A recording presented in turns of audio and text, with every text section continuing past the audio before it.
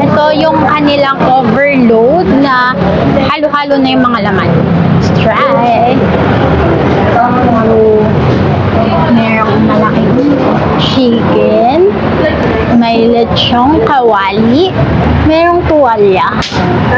Atay ng baka. Tapos may egg.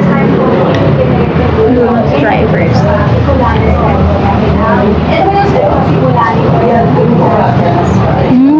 Ang sarap.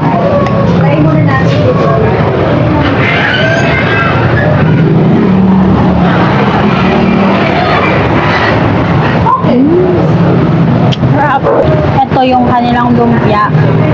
Bicolnese is actually originated sa fellow mountaineers ko na Bicolana. The recipe itself was originally made ni Madam and pinakilala niya sa Rizal and luckily nag-boom siya sa Rizal and most of the municipalities ng Rizal ay meron po na mga franchise na.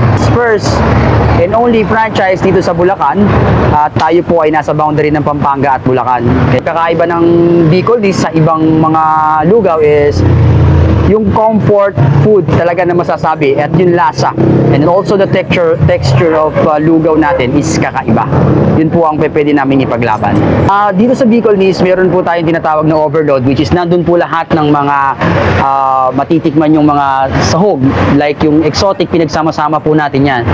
And also, we have our best sellers, lugaw tokwat baboy. We also have the lechon kawali. We have the lugaw chicken with egg, lugaw goto. Ayan. And isa sa mga pinagmamalaki is yung lugaw exotic namin tinatawag, which is mga laman loob ng baka. Ayan. So, basically, lugaw itself pa lang, lugaw plain, malalasahan nyo na talaga yung sarap ng lugaw natin. You can visit us here at ARC ng Pampanga and Bulacan. We are open 24/7. Pwede nyo namang mag-google tong lugar namin, Bicolnese Lugawan Kalumpit.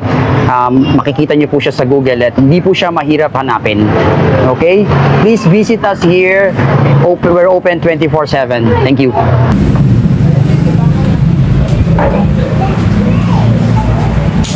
The best yung overload nila dito. Ang daming laman. Sobrang sulit for only 100 plus pesos.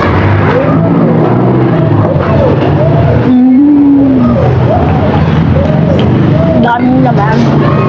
And kakaiba kasi talaga yung lugaw nila dito.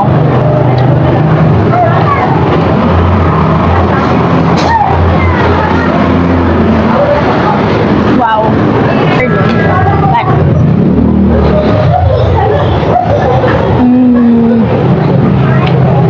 Harap.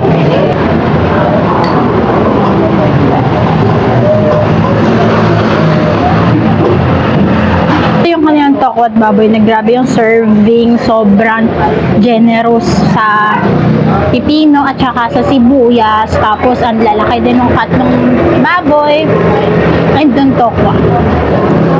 Yung suka nila okay din. Perfect talaga for LTD. Mas gusto ko yung hinahalo yung tokwat baboy sa lugaw. Kakaiba kasi yung lugaw nila dito. Even yung plain na lugaw lang, sarap.